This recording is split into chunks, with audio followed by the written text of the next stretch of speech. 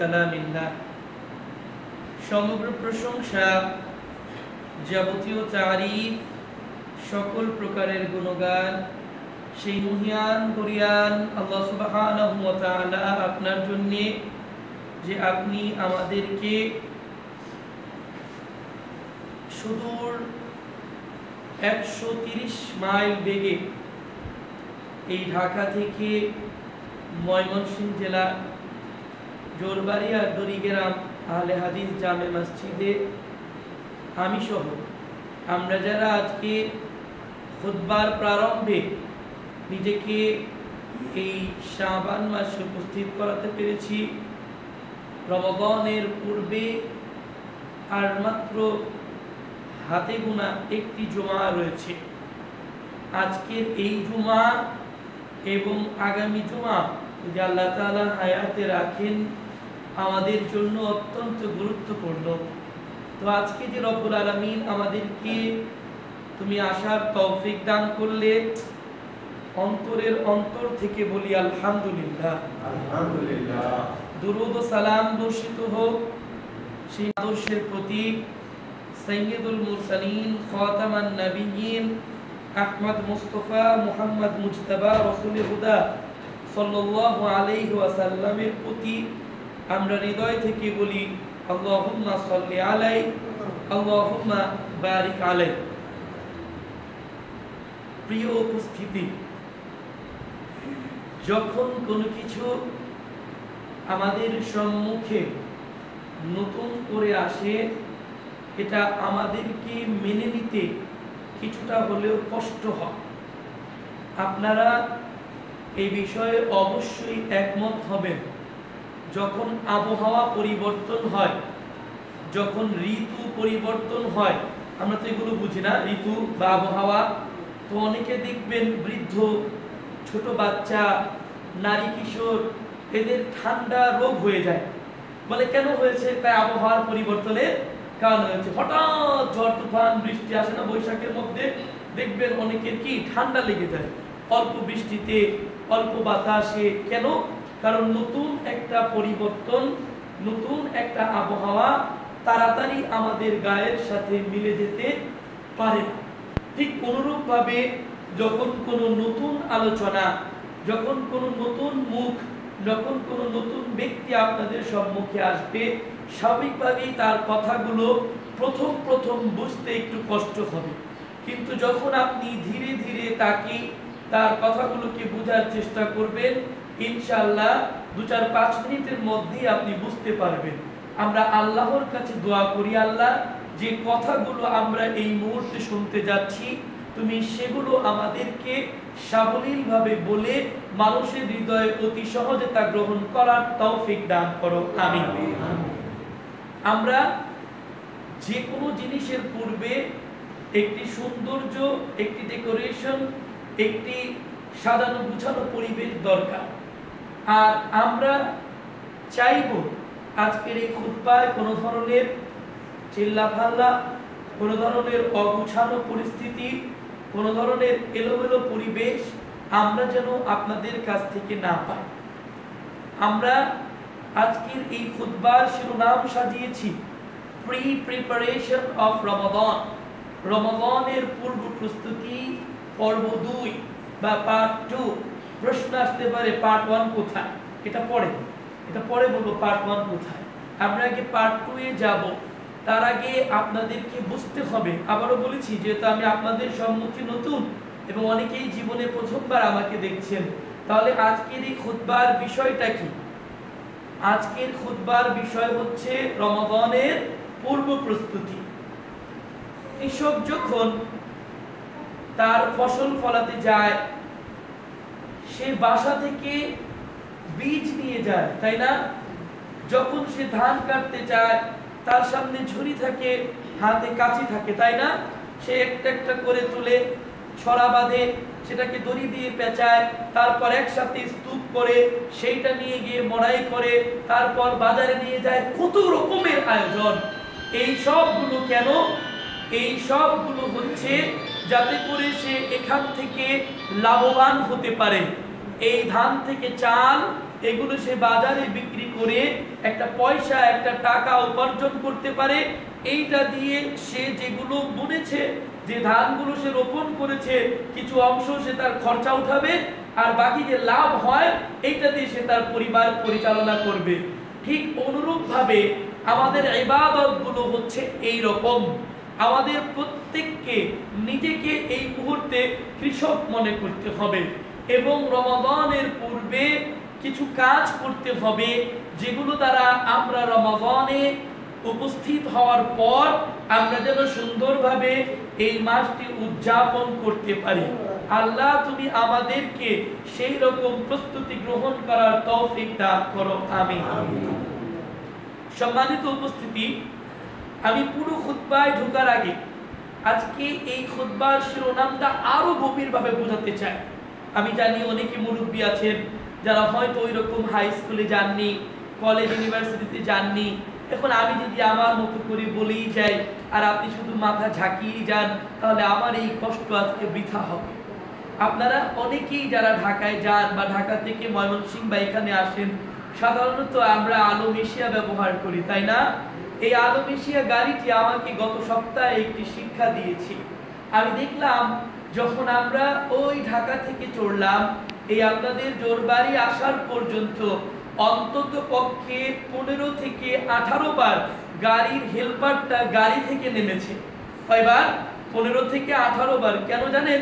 সে চেষ্টা করছিল যত সম্ভব সে যেন যাত্রী উঠাতে পারে। কেউ নেমে যায়, আবার সে তার পিছনে নামে, দৌড়ে গিয়ে গাড়ির ডিকিটা খুলে দেয়, ওখান থেকে কেউ কারো বক্স তুলে নেয়, ওখান থেকে আবার নতুন কোনো যাত্রী আসে, কেউ চিল্লাচিল্লি করে, কেউ অভিযোগ দেয়, কেউ পলিথিন চায়। অর্থাৎ সে নানান ভাবে ব্যস্ত। তার যে তারপর দৌড়ঝাঁপ, গাড়ি ছেড়ে দেয়, সে 10 হাত দূরে আবার দৌড়ে এসে লাফ দিয়ে ওঠে। তার এই চেষ্টা, তার এই 4 ঘন্টার প্রচেষ্টা তাকে সন্ধ্যায় বাড়িতে কিছু নিয়ে যেতে দিয়েছে, তাইনি? কথাগুলো বুঝতে পারতেছেন আপনারা? আমার সন্ধ্যা পর্যন্ত তার যে দৌড়ঝাঁপ, এই যে 18 বার 15 বার সে একবার এক টিপে গাড়ি থেকে নামলো আর উঠলো, এই দৌড়াদৌড়ি তাকে একটা ফসলের ফল দিয়েছে, দিয়েছে না? সে অন্যান্য দিনের চাইতে হয়তো সেই দিন আরো বেশি ইনকাম করেছে। ঠিক একজন মুসল্লির, ঠিক একজন মুমিন মুসলিমের রমাদানে এইরকমই দৌড়াদৌড়ি করতে হবে, তাতে করে মাস শেষে সে গুনাহ মাফ করিয়ে জান্নাত চলে যেতে পারে। এইটাই হলো আজকের খুতবার মূল বিষয়। আসুন না আমরা প্রত্যেকে হেল্পার হয়ে যাই, আমরা প্রত্যেকে কৃষক হয়ে যাই, আমরা প্রত্যেকে একটু দৌড়ঝাঁপ দেই, আমরা প্রত্যেকে একটু ক্লান্ত হই, আমরা প্রত্যেকে একটু দৌড়াদৌড়ি করি ওই রমাদানে মুবারক মাস পাওয়ার জন্য, ওই রমাদানুল মুবারক মাস ইবাদত বন্দেগী বাড়ানোর জন্য, যার দ্বারা আমরা আমাদের রবের অতি কাছে চলে যেতে পারবো ইনশাআল্লাহ। মাহ রমাদানুল মুবারক মাস যখন আসতো, তখন সাহাবীদের, বড় বড় মুহাদ্দিসিনদের, মুফাসসিরিনদের, অতীতে যারা সালাফি হয়ে গিয়েছেন, সালাফ হয়ে গিয়েছেন, আমরা যাদের মানহাজ অনুসরণ করি, এই উনাদের প্রত্যেকেরই আমল ছিল তারা বিগত 2 মাস 3 মাস এমনকি 6 মাস পূর্ব থেকে রমাদানের প্রস্তুতি গ্রহণ করতেন। সুবহানাল্লাহ। ইরাকের আবু বকর আল বালখি, যাকে প্রত্যেকে ইমাম বালখি নামেই ছিলেন, তিনি সাহাবাদের এই আমলগুলোকে একত্রিত করে একটি সুন্দর কথা বলেছেন। তিনি বলেছেন যে মাহে রমাদান মুবারকের পূর্বে যে রজব মাসটা গেল না, এই রজব মাস হচ্ছে শস্য রোপণ করার মাস, বুঝতেছেন? ধান বোনার মাস। কোন মাস? রজব মাস। আর শাবান মাস হচ্ছে খেতে পরিচর্যা করার মাস, কীটনাশক ছিটানোর মাস এবং পরিচর্যা করার মাস, যাতে করে ইঁদুর এখানে এসে না আসে, পোকামাকড় যেন আপনার ক্ষেতকে যেন ধ্বংস করে না দেয়। আর রমাদান মুবারক মাস হলো ফসল তোলার মাস। অর্থাৎ আপনি রজব মাস থেকে আমলের ধারাবাহিকতা শুরু করবেন, শাবান মাসে আপনি এর প্র্যাকটিস বাড়াবেন, রমজান মাসে ইবাদত করে আপনি জান্নাত নিয়ে নেবেন। কত সুন্দর ছিল এই ইরাকের ইব্রাহিম আবু বকর আল বালখি রাহমাহুল্লাহ এর মেসেজ। সুবহানাল্লাহ। আমরা কি করি? আমরা 11টা মাস লাগামহীন ভাবে বেপরোয়া গাড়ির মতো নিজের জীবনকে পরিচালনা করি। হঠাৎ আমাদের সামনে চাঁদ উঠেছে, টিভিতে খবর পাই, এরপর আমরা যেমনি ইচ্ছা অমনি সিয়াম পালন করি।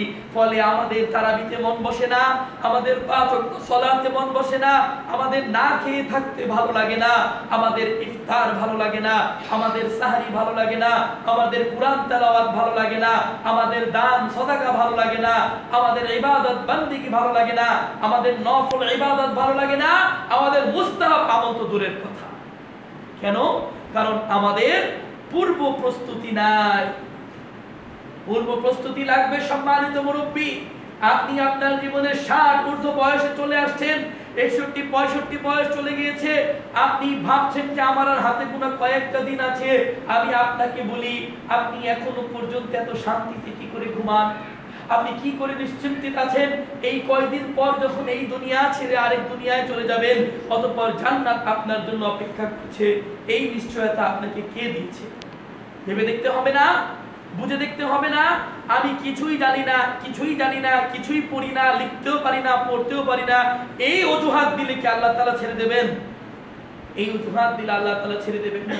আমি আপনাকে একটি ঠান্ডা মাথায় প্রশ্ন করি, আপনি অন্তর থেকে ভাবেন। ধরুন গ্রামে একটি এনজিও চালু হয়েছে। এনজিও বুঝেন না আপনারা? কিস্তি দেয় যে, নন গভর্নমেন্ট অর্গানাইজেশন, এর পুরো নাম ইংরেজিতে বলা হয় এনজিও, অর্থাৎ বেসরকারি ঋণ সংস্থা। তারা এগুলো কি করে? মানুষদেরকে তারা প্রথমে আহ্বান করে, আমাদের এখানে 50 টাকা 20 টাকা করে রাখো, করে না? ঘরে ঘরে ঘরে ঘরে গেল, 50 টাকা করে আপনার স্ত্রী রাখতেছে, 5টা নাম দিয়েছে, প্রতিদিন 250 টাকা, এইভাবে রাখতে রাখতে 1 লাখ 2 লক্ষ টাকা হলো। হঠাৎ বই খাতা নিয়ে গেছেন, অফিসের বাইরে যায় দেখেন অফিস তালা, ফোন নাম্বার দেখেন, the number you have dialled can not be connected, হ্যাঁ, নাম্বারেই ফোন যাবে না, বন্ধ। দৌড়াদৌড়ি ছোটাছুটি, গ্রামের আরো 20 জন একসাথে হয়ে গেল। সবাই জিজ্ঞেস করে, কি রে অফিস কোথায়? অফিস তো আছে, লোক নাই, কপালে হাত দিয়ে বসে আছেন আর চিল্লা ফাল্লা করে বলতেছেন, আমার কি দোষ, আমার কি দোষ? মুরব্বী, আপনার এই চিল্লা চিল্লির কারণে কি 2 লাখ টাকা ফিরে আসবে? তাহলে ঠিক না জেনে আপনি যে ভাবতেছেন যে আমি জান্নাত পেয়ে গেছি, আমার কোনো দোষ নাই, আমি লেখাপড়া জানি না, আল্লাহই মাফ করব, এই গ্যারান্টি আপনাকে কে দিল? এটা শয়তানি বুঝ, এটা শয়তানি বুঝ। মুমিন কখনো এভাবে বুঝতে পারে না। মুমিনের বুঝ কি, এটাও আপনাদের বুঝতে হবে। মুমিনের বুঝ আবেগ দিয়ে নয়, মুমিনের বুঝ বিবেক দিয়ে নয়। আজকে আবেগ দিয়ে বুঝার কারণে যে কোনো অবস্থাতেই মানুষ মারা গেলে আমরা তাদেরকে শহীদ বলে ঘোষণা দিয়ে দিচ্ছি। এগুলো ভাববার বিষয়, এগুলো বুঝবার বিষয়।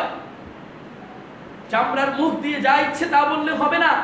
আমি ঘর থেকে বের হয়েছে একজনকে হত্যা করার জন্য, ইতিমধ্যে আমাকে ডাকাত দল মেরে ফেললো, আপনি বলতেছেন জামিল ভাই শহীদ হয়ে গেছে। ইন্না লিল্লাহ। আপনি কি জানেন কোরআন হাদিস সম্পর্কে? কেন বললেন এই কথা? এত সহজ নয়। আমরা যা ইচ্ছা তা বলা থেকে বিরত থাকবো। আমরা যে কথাটুকু আপনাদেরকে বলতে চাই সেটা হচ্ছে, আপনাদেরকে লেখাপড়া থাকুক আর না থাকুক, আমলের দিক দিয়ে অগ্রসর হতে হবে।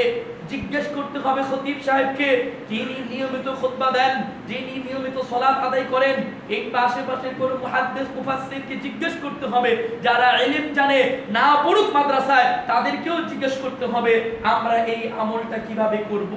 আপনি ছাড় পাওয়ার কোনো সুযোগ নেই। শিক্ষিতরা যেমন ছাড় পাবে না, স্পষ্ট বক্তব্য, গ্রামের অশিক্ষিত নিরক্ষর কৃষকও ছাড় পাবে না। তার জন্য আলাদা কোনো আইন জারি করা হয়নি। ইসলাম সবার জন্য না, কোরআন সবার জন্য না, হাদিস সবার জন্য না, জান্নাত সবার জন্য না, জাহান্নামও তো সবার জন্য। আর কে কোনটা নেবে তা আপনার উপর ডিপেন্ড করবে। তাই আজকে আমরা খুঁটিনাটি 2-1টি বিষয় আলোচনা করতে চাই। রমাদানের পূর্ব প্রস্তুতি পার্ট 2 বা পর্ব 2। আজকে আমরা সর্বপ্রথম যেটা জানবো, সর্বপ্রথম আমরা জানাতে চাই যুবক এবং বৃদ্ধদেরকে, সরাসরি বক্তব্য হচ্ছে এই রমাদানের আজকে এই শুক্রবার কয় তারিখ? 2 তারিখ না 1 তারিখ? এপ্রিলের 2 তারিখ। তার মানে 12 দিন পর যদি রোজা বা সিয়াম হয়, এই 12 দিনের প্রতিজ্ঞা হবে আমরা কেউই কোনো অবস্থাতেই জর্দা, গুড়, সিগারেট পান করব না ইনশাআল্লাহ। এইটা হবে প্রতিজ্ঞা, এইটা হবে ওয়াদা, এইটা হবে প্রস্তুতি। এই প্রস্তুতি যাদের গ্রহণ করার ইচ্ছা নাই, আমার তাদের কাছে প্রশ্ন, অযথা তাহলে এই মসজিদে জুমা পড়তে কেন আসলেন? অযথা তাহলে নিজেকে মুসলমান কেন বলছেন? আপনি যদি আগে থেকেই সিদ্ধান্ত নিয়ে নেন দুধ তোর কথা তুই বলে যা, আমি যা ইচ্ছা তাই করুন, তাহলে আমি আপনাকে বলছি আমাকে আপনার জবাবদিহি করতে হবে না, আপনার জবাবদিহিতা সে আল্লাহর কাছে আপনাকেই করতে হবে। আপনাকে আমি শুধুমাত্র দুই একটি তথ্য দিতে চাই। গত 2020-এ জুন জুলাই যে বাজেট হয়, জানি না বাজেটটা যেটা আপনারা বুঝেন কিনা, সংসদে বিল উত্থাপন করা হয়।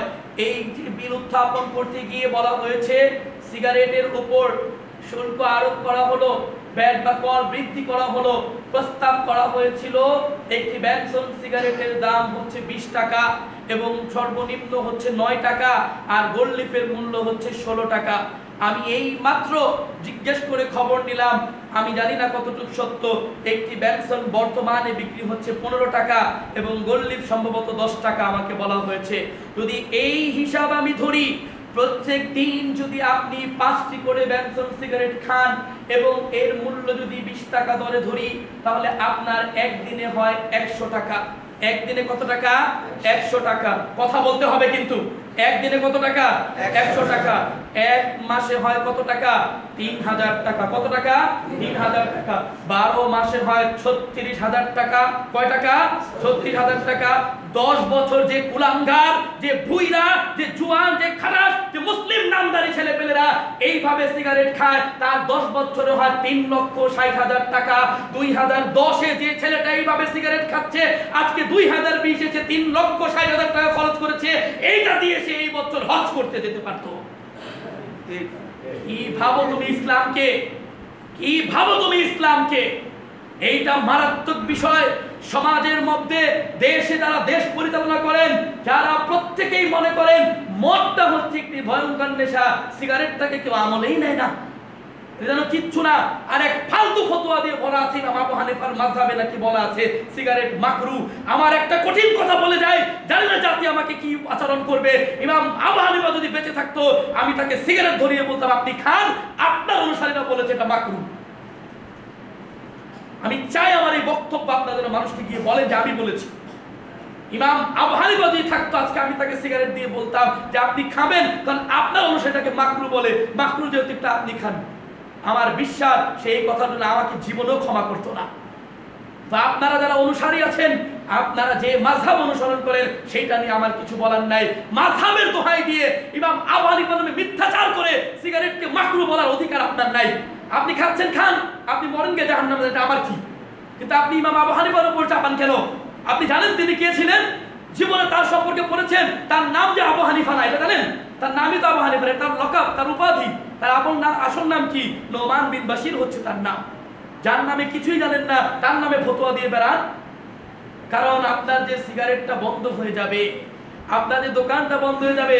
যারা বড় বড় চেয়ারে বসে আছে, ওই যে গত বছরের বাজেট এরিয়া পড়তে গিয়ে দেখলাম তারা লিখছে এই কারণে সিগারেটের উপর, গুল জর্দার উপর দাম বাড়ানোর কারণে, সরি বিড়ির কথা তো ভুলেই গেলাম, বিড়িও একই জাত, দাম বাড়ানোর কারণে মানুষ নাকি এগুলো ছেড়ে দেবে। এটা ব্রেন ওয়াশ, মিথ্যা কথা, এটা পশ্চিমা বিদ্যা, এটা কখনো হতে পারে না।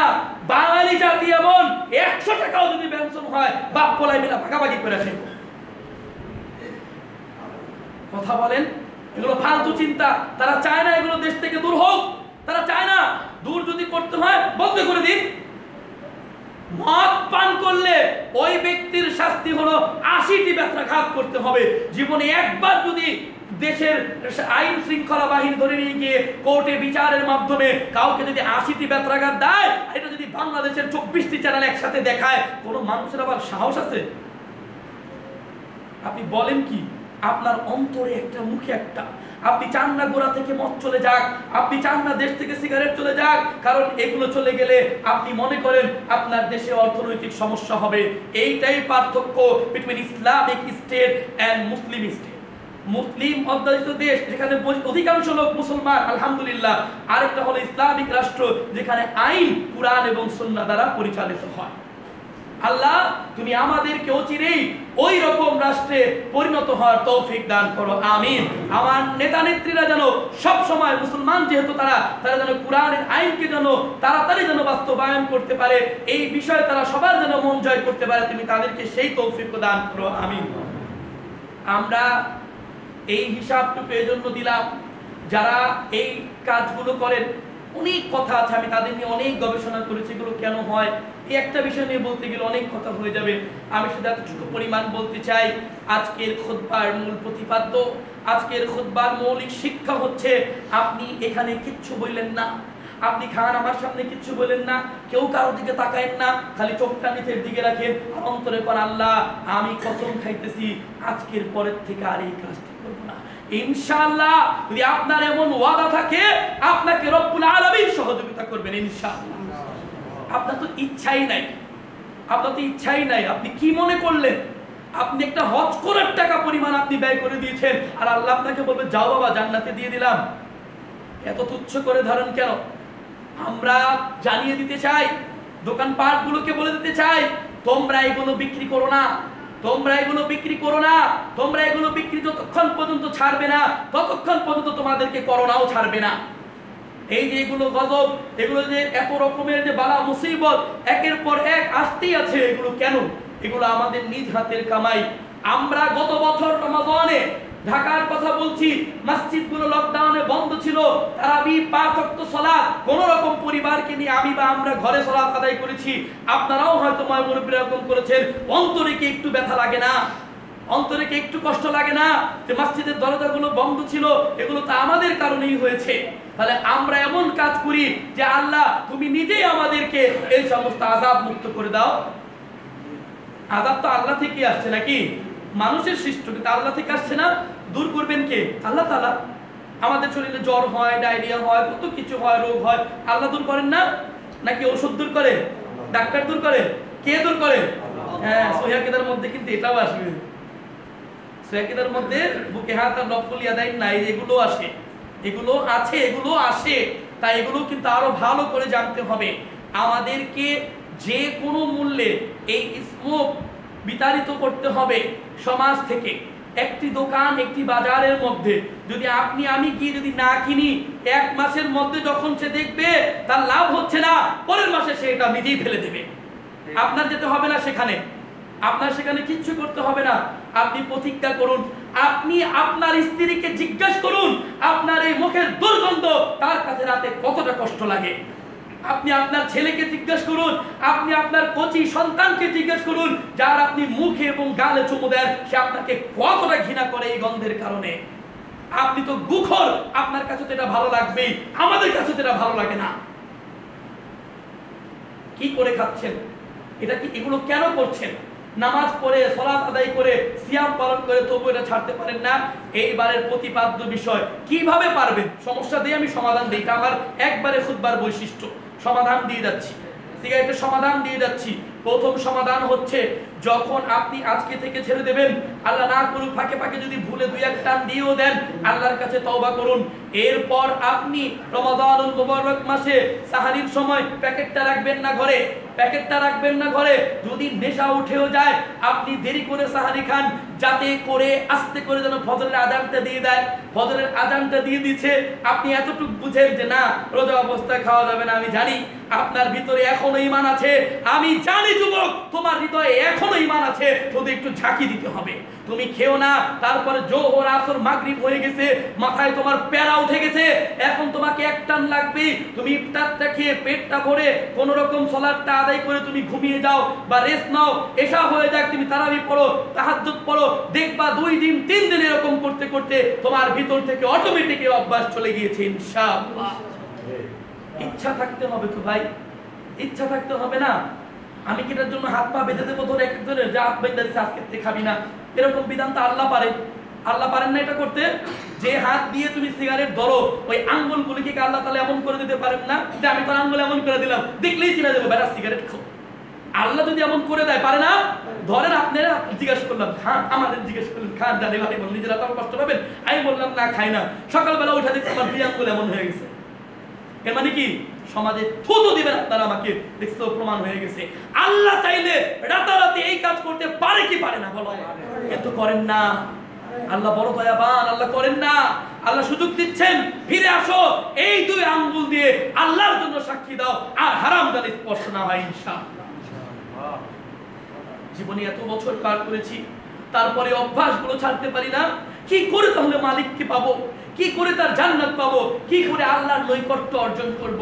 এইভাবে হতে পারে না। এত কষ্টের কামাই, আমার অবাক লাগে একজন রিক্সাওয়ালা সারাটা দিন রিক্সা চালায়, ভ্যান গাড়ি চালায়, তারপরেও সে বিড়ি ছাড়তে পারে না। তার মানে হচ্ছে তার মানসিক সমস্যা আছে। মেডিকেল সায়েন্সের ভাষায় তার মানসিক সমস্যা আছে, তার ট্রিটমেন্ট না, তার কাউন্সিলিং দরকার। তুমি কেন খাও, তাকে আমার কাছে আসতে হবে, আমি তাকে জিজ্ঞাসা করবো কেন খাও, কি মজা পায়, কি মজার জন্য নাকি জাস্ট একটা অভ্যাস। যদি একটা অভ্যাস হয়ে থাকে তাহলে তোমার অভ্যাস ছাড়তে হবে। 2 নাম্বার পয়েন্টে যাওয়ার আগে একটি মারাত্মক বাণী তোমাদেরকে বলে দিয়ে যাচ্ছি। মানুষ ব্যতীত অন্যান্য যে জীব প্রাণী আছে, কুকুর, বিড়াল, শৃগাল, বাঘ, ভাল্লুক, এরা কি খাবার খায় না? খায় না? খায় না?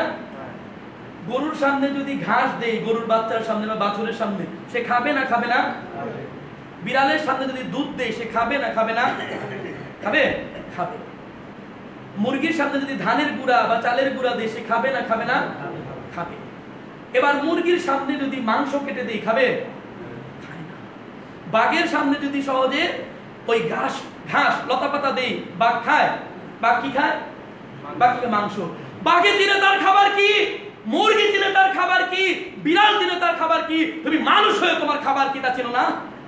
কি করে তুমি মদ আর সিগারেটের উপরে হাত দাও? তুমি সৃষ্টিগতভাবে একটা জানোয়ার হয়ে গিয়েছো, পশুর চাইতে খারাপ। তাই তো আব্দুর রাজ্জাক বিন ইউসুফ বারবার বলেন উলাইকা কালানামি বাল হুম আদাল। কোরআন থেকে আমি এক সময় ভাবতাম এইভাবে বলে কেন, পরে আমি বুঝলাম বলবে না, আল্লাহই তো কোরআনে বলেছে এরা 4 পায়ে জন্তুর চাইতেও খারাপ। মানুষদের বলেছেন, কেন খারাপ বলেছেন? প্রাণী পর্যন্ত তার সামনে, আমি নিজে পরীক্ষা করে দেখেছি খুতবা দেওয়ার আগে, যে খাবার সে খায় না তার মুখের সামনে নিয়ে গেছি, খায় না, মুখে দিচ্ছি, খায় না। কিন্তু মানুষ ঠিক করে ধ্বংসে টানছে ওপেন মাইন্ডে। এটা হতে পারে না। এই জায়গার নাম কি? দড়িবাড়ি। এই দড়িবাড়িতে একটা ঘরের ছেলে মেয়ে, একটা ঘরের মানুষ, বাপ, মুরব্বী, দাদা, দাদি, কেউ যেন আজকে থেকে সিগারেট যেন মুখে না দেয়। তোমরা যদি পরিবর্তন হতে না চাও তাহলে আমাদেরকে তাড়িয়ে দাও। আমরা এই রকম কথাই বলবো। আমরা গত পর্বে বলেছিলাম মিষ্টি কথার মানুষ আমি নই। এগুলো যদি পরিবর্তন করতে না পারো, নিজের অবস্থান তৈরি করো। তোমাকে কি ইসলাম পছন্দ হয়? তোমার কি আসলে আল্লাহকে বিশ্বাস হয়? তুমি কি আসলে মনে করো জান্নাত বলতে কিছু আছে? যদি মনে করে থাকো তাহলে তুমি তোমার এই পরিবর্তন কেন করছো না? সুফিগিরি দেখাও, দেশ নিয়ে আবেগ, ধর্ম নিয়ে আবেগ, পরিজাটা ফেটে যায়, হা মানুষের জন্য কত কষ্ট তোমার, এইগুলি নিজেকে শুধরাও না কেন? সহিহ আকীদার ভাইদের মূল কথাই হচ্ছে আগে নিজেকে শুধরাবে, তারপর সমাজকে পরিবর্তন করবে। কিন্তু আমরা আগে নিজেদেরকে শুধরাই না। আমি এই বিষয়টুকু এইখানে সমাপ্ত করলাম। আমি 2 নাম্বার পয়েন্টে যেতে চাই। এবারের সিয়াম হোক প্রস্তুতি স্বরূপ আমাদের মিথ্যা কথা বর্জন। কি বর্জন? মিথ্যা কথা বর্জন। আমরা প্রথমে শিখবো মিথ্যা কি। আপনাদেরকে আমরা বলেছিলাম পবিত্র কোরআন সূরার নাম মুমিন, আয়াত নাম্বার 28, আল্লাহ সুবহানাহু ওয়া তাআলা বলেছেন ইন্নাল্লাহা লা ইয়াহদি, নিশ্চয়ই রব্বুল আলামিন হেদায়েত দান করেন না। আমরা সবাই হেদায়েত চাই না আল্লাহর কাছে? ইহদিনাস সিরাতাল মুস্তাকিম। আল্লাহ বলতেন এইটা 70 বার পড়লে হেদায়েত দেব না। কাদেরকে? মান হুয়া মুসরিফুন কাযাব, যে ব্যক্তি অনেক বেশি অপচয় করে। সিগারেট খাওয়া অপচয় না? অপচয়। মান হুয়া মুসরিফুন, যে ব্যক্তি অপচয়কারী, কাযাব, এবং কথায় কথায় মিথ্যা বলে। কথায় কথায় মিথ্যা বলে। এই মিথ্যা কথা আমাদের মাঝে এমন, এটা যে মিথ্যা আমরা এটাই বুঝি না। আমি আসবো এই বিষয়গুলো নিয়ে। আমরা আরেকটা আয়াতে যাব। আয়াতটি আছে পবিত্র কোরআন পা নাম্বার 19, সূরার নাম ফুরকান, আয়াত নাম্বার 72। আল্লাহ সুবহানাহু নাম্বার 5 পা নাম্বার 19, রব্বুল আলামিন বলেছেন যে ওয়াল্লাযিনা লা, আউযু বিল্লাহি মিনাশ শাইতানির রাজিম, ওয়াল্লাযিনা, যারা লা ইয়াশহাদুনা যুর, মিথ্যা সাক্ষ্য দেয় না, যারা মানুষের নামে মিথ্যা কথা বলে না, কোন আসামির বিরুদ্ধে, অভিযুক্তের বিরুদ্ধে গিয়ে মিথ্যা সাক্ষী দিয়ে তাকে জেল, জরিমানা, জুলুমের পিছনে ফাঁসায় না। আপনার একটা সাক্ষী দ্বারা কারো ফাঁসি হয়ে গিয়েছে, আপনি জানেন না আপনি কত বড় অন্যায় করেছেন। গ্রামের বিচার হচ্ছে, অনেক সময় এমন শোনা যায়, বলতে লজ্জা লাগে, সোনার বাংলার গল্প এগুলি, তাই সোনার ছেলেদেরকে শোনায়। শ্বশুর আর শাশুড়ির মধ্যে, শাশুড়ি আর মেয়ের জামাইয়ের মধ্যে একটু ভালো সম্পর্ক দেখে গ্রামের মাতবররা ডেকে ওই শাশুড়ির সাথে মেয়ের জামাইয়ের বিয়ে দিয়ে দিছে। তোরা জানিস এগুলো কথা? লেখাপড়া করো, খোঁজ খবর রাখো না সারাটা দিন শুধুমাত্র ওই দাজ্জালি মোবাইল নিয়ে ঘুরো? শিক্ষা আজকে কত নিম্ন স্তরে নেমে গিয়েছে, আমরা কেউই পড়তেই চাই না।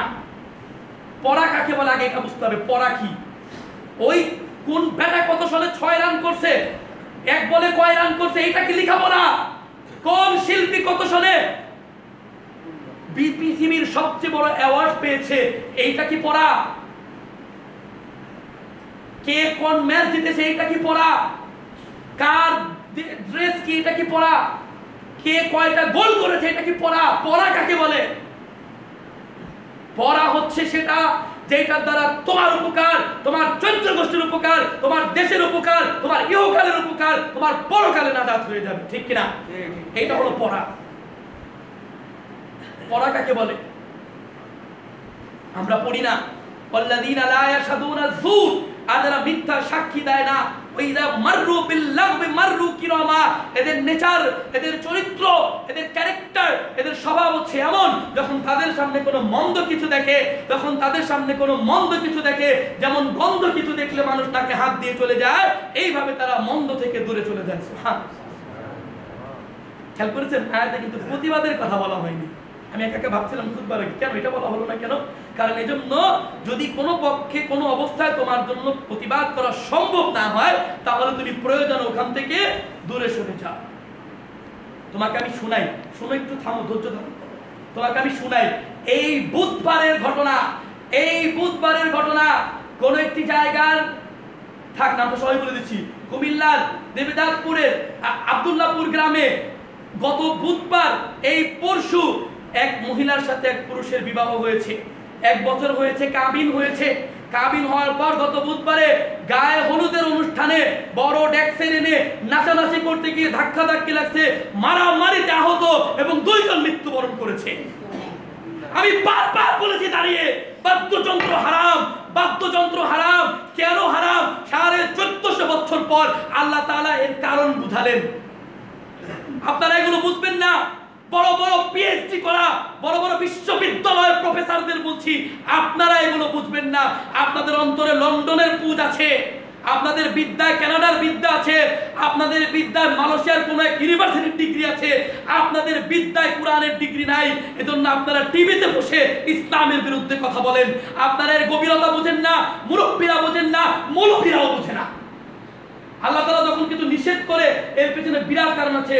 আপনি আমাকে বলতে পারেন চোখে আঙ্গুল দিয়ে, এই একটা ঘটনা দেখা লাভ কি? বেটা পাগল, এখন তো একটা ঘটনা ঘটছে, তুই সামনে দেখ আরো কি কি ঘটনা ঘটে এগুলো নিয়ে।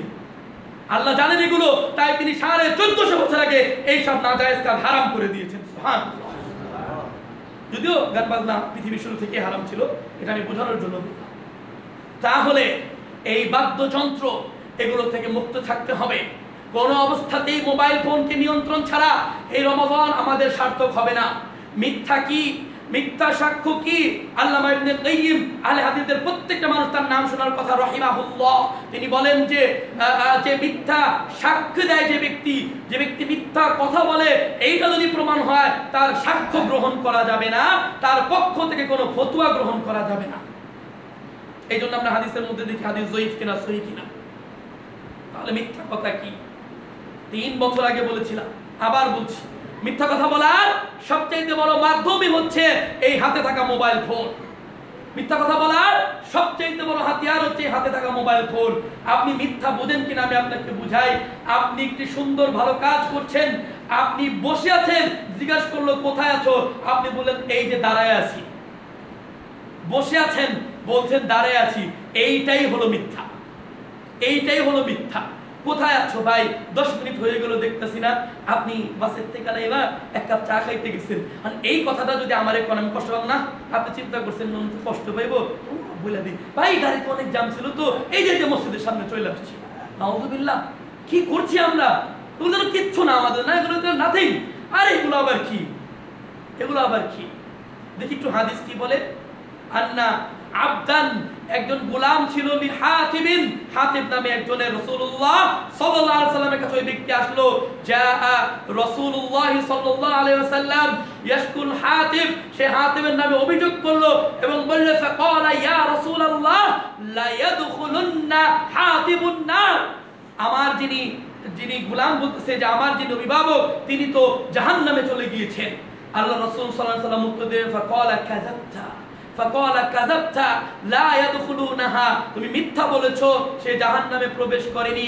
ফাইন্নাহু, কেননা সে শাহিদা, সে অংশগ্রহণ করেছে বাদরান ওয়া লিহুদাইবিয়া, সে বদর এবং হুদাইবিয়ার যুদ্ধে অংশগ্রহণ করেছে, তাই সে জাহান্নামে প্রবেশ করেনি। খেয়াল করতে পারেন না? ব্যাখ্যা করছি। যে গোলামটা আসছিল না, সে কিন্তু শিওর না, কোন একটা কারণে হয়তো তার কাছে মনে হয়েছে যে লোকটা কি জাহান্নামে চলে যাবে, বুঝাইতে পারতাছি লোকটা কি জাহান্নামে চলে যাবে। উদাহরণস্বরূপ বলি, আপনারা কথার কথা, খলিল সাহেবের ছেলেরা দেখছেন অনেক খারাপ, খলিল সাহেবের ছেলে অনেক খারাপ, এখন তারা ডাক দিয়া সবাই বলতেছেন এর আর কি দাওয়াত দিমু, বাপটা এত ভালো ছিল, পোলাটা জাহান্নামে গেছে। এই যে মুরব্বী, শেষ আপনি, শেষ, এত বড় কথা বললেন আপনি, শেষ। রাসূল সাল্লাল্লাহু আলাইহি ওয়াসাল্লাম বলেছেন ওই ব্যক্তি হুদায়বিয়ার যুদ্ধে অংশগ্রহণ করেছে, সন্ধিতে ছিল এবং বদরের যুদ্ধে ছিল, তুমি কি করে বললে, তুমি কি করে তহমত দিলে, না জেনে কারো সম্পর্কে ভবিষ্যৎবাণী করেছো, এইটাকে রাসূল সাল্লাল্লাহু আলাইহি ওয়াসাল্লাম মিথ্যা বলেছেন। আল্লাহ, আমরা কত কথা বলি না, আরে মনে হয় এর লেগে এটা হয়েছে, আরে হেল্পারটা বানো, আরে ড্রাইভারটা বানো, অত জাতি এরকম, অত খারাপ, আরে বাপরে বাপ, কত রকমের জ্ঞানী আমরা, কত যে চামড়ার মুখ, যা ইচ্ছে তা বলতেই থাকি, মিথ্যা মিথ্যা মিথ্যা, বড় মারাত্মক জিনিস। আন আবি হুরায়রা রাদিয়াল্লাহু তাআলা আনহু قال قال রাসূলুল্লাহ সাল্লাল্লাহু আলাইহি ওয়াসাল্লাম মানলাম, যে ব্যক্তি কি বললো, সিয়াম হলো, এই মিথ্যা কথা ছাড়তে পারলো না, আল্লাহ রাসূল সাল্লাল্লাহু আলাইহি ওয়াসাল্লাম বলেন যে তার ইয়াদা ফি কওমি তুআমাহু ওয়া শারাবাহু, যে আল্লাহ রাসূল সাল্লাল্লাহু আলাইহি ওয়াসাল্লাম বলেন রব্বুল আলামিন কোন ব্যক্তির সিয়াম পছন্দ করেন না, তার না খেয়ে থাকা, তার এই মিথ্যা কথা বলা, মাল্লাম ইয়াদা কাওলা যুর, যে ব্যক্তি দূরে থাকলো না মিথ্যা থেকে, আমালা বিহি, এবং মিথ্যার উপর আমল করলো, ফালাইসা লিল্লাহি হাজাতান ফি আন ইয়াদা তুআমাহু ওয়া শারাবাহু, সহিহ বুখারীর 1903 নম্বর হাদিস, ইসলামিক ফাউন্ডেশন। রাসূল সাল্লাল্লাহু আলাইহি ওয়াসাল্লাম বলেছেন যে ব্যক্তি রোজা রেখে মিথ্যা বলে, যে ব্যক্তি সিয়াম রেখে মিথ্যা কাজ করে, তার না খেয়ে থাকার আল্লাহর কাছে কোনো দরকার নাই। যুবকদের বলছি, স্কুল কলেজে যারা পড়ো, বন্ধু ফোন দিচ্ছে রাত্রে অনেক দেরি করে, তুমি ঘুমাইছো, 12টা বাজে গেছে, আমাদের জন্য ডাক দিচ্ছে, কি করতেছ? দোস্ত এই যে একটু পরে কোচিং আছে, ঘরে শুয়ে আসছে, কয় কোচিং আছে, কিসের না খেয়ে থাকা, তোমার না খেয়ে থাকা এটা উপবাস, এটা রোজা নয়, এটা সিয়াম নয়। তুমি যদি এই 12 দিনের মধ্যে নিজেকে সংশোধন করতে না পারো, তুমি জেনে রাখো তোমার এই না খেয়ে থাকা আল্লাহর কাছে কোনো মূল্য নাই। এটা আমার কথা নয়, বলেছেন মুহাম্মদুর রাসূলুল্লাহ সাল্লাল্লাহু আলাইহি ওয়াসাল্লাম। মিথ্যা কথা, মারাত্মক গুনাহ এগুলো, এগুলো আমরা বুঝি না, এগুলো আমরা বুঝি না। আপনাকে একটা গল্প শোনাই। কোন ব্যক্তি আসছে, আপনার দোকানের মধ্যে একটা জিনিস আছে, ভাই এই যে জিনিসটা তো একটু শক্ত শক্ত লাগতেছে, একটা খাবারের কথাই বোঝাচ্ছি, এই যে আপনি আজকে আনছেন নাকি? আরে হ ভাই আজকেই আনছি, অথচ সেটা কালকের ছিল। এই যে মিথ্যা কথা বললেন, পুরো ইনকামটাকে আপনার জন্য জায়েজ হলো, সত্য বলতে হবে। আপনি বলছেন ভাই সত্য বললে তো পেটে ভাত জুটবো না, এইখানেই সমস্যা। পেটে ভাত কি আপনারটা আপনি জুটান না আল্লাহ তাআলা দেয়?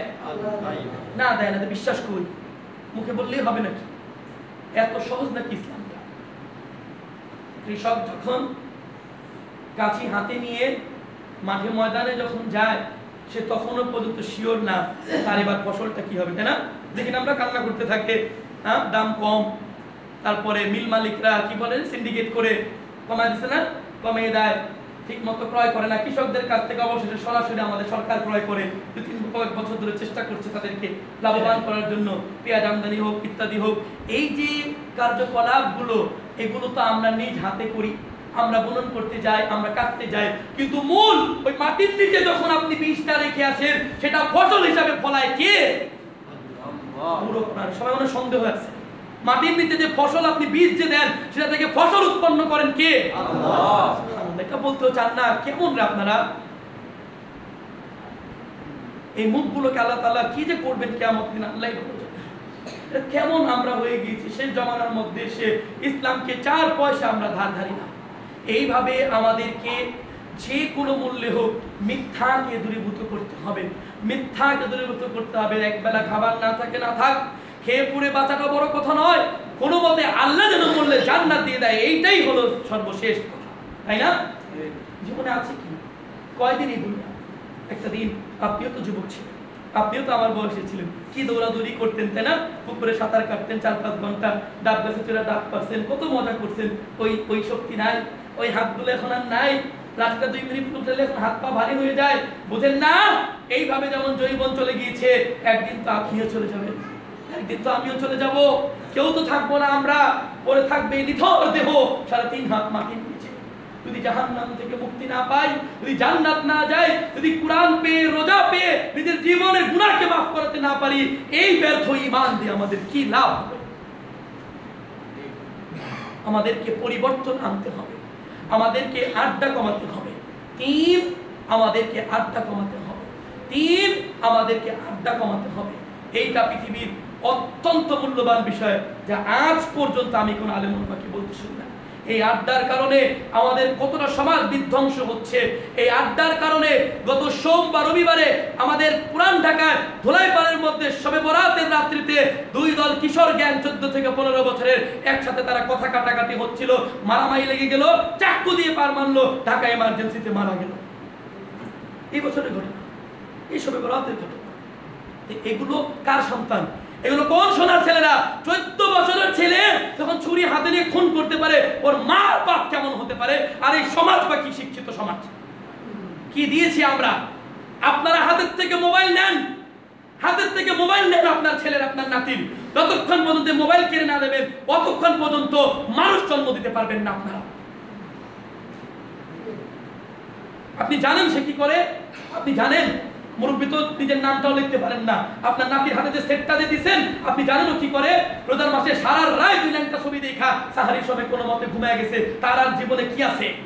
ফজর পড়বে, যখন পড়বে, আপনার সময় তেমন ছিল না, আপনি বাঁচা গেছেন, কি আম করে বাঁচাইবেন না?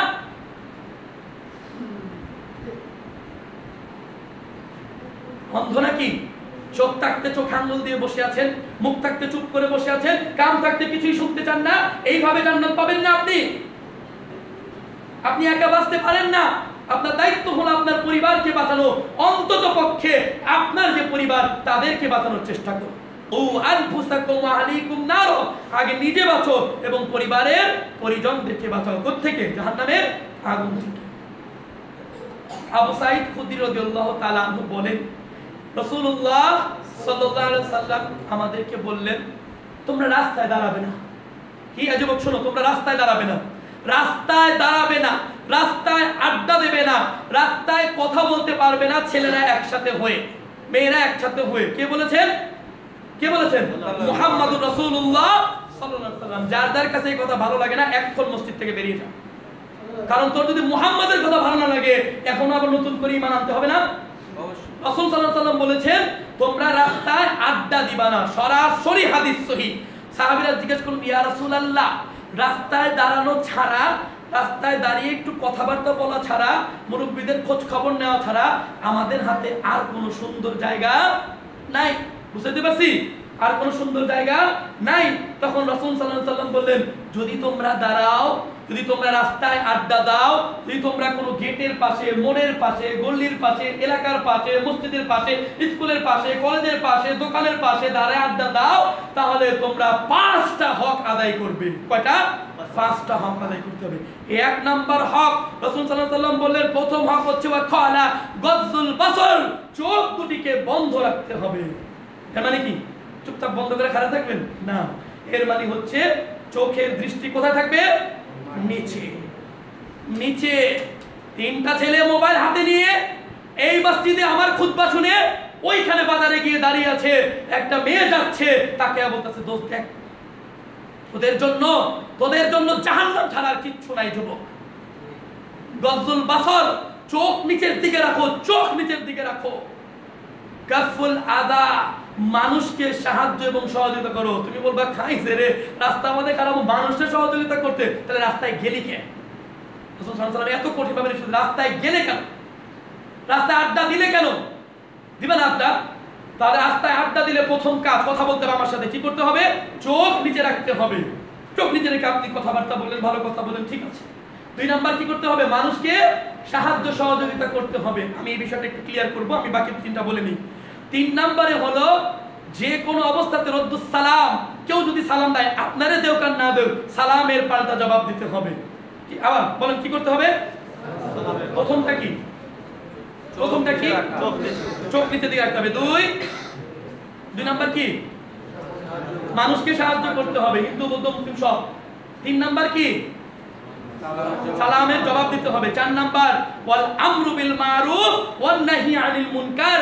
আড্ডা দেওয়ার সময় পাবজি নিয়ে নয়, শোনো বাবজি, আড্ডা দেওয়ার সময় ডু নট পাবজি, কথা বলতে হবে ইসলাম নিয়ে, যে পথে কল্যাণ এই কথা নিয়ে, যে পথে অকল্যাণ এই কথা নিয়ে। এইটার নামই হচ্ছে ইসলাম।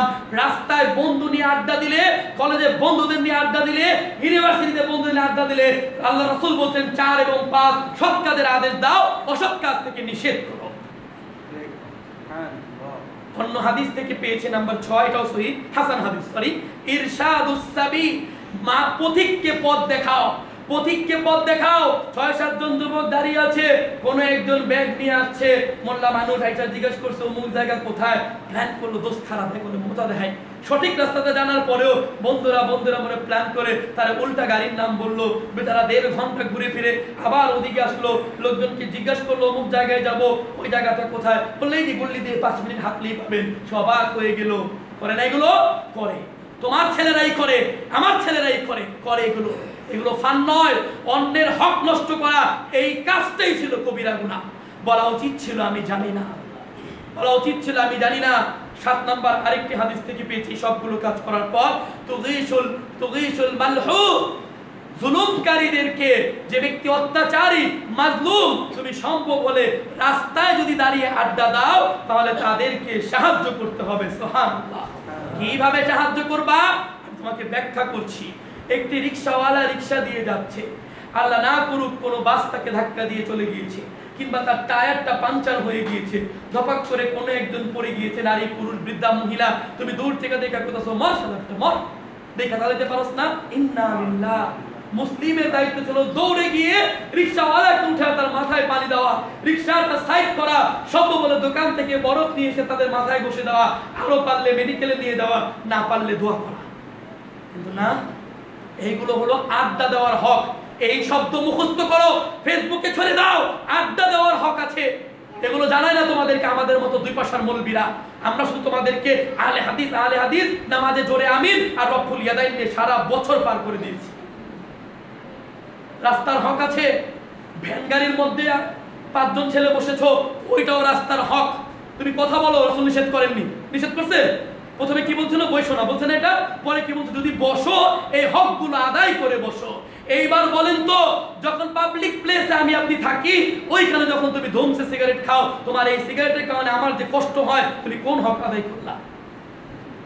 আমার যে মন চায় না আমি যে বাজারে গিয়ে 1 কাপ চা খাবো, তুমি যে তোমার দোকানে টেলিভিশনটা ছেড়ে রাখছো, তুমি বলো তুমি কোন হক আদায় করলে?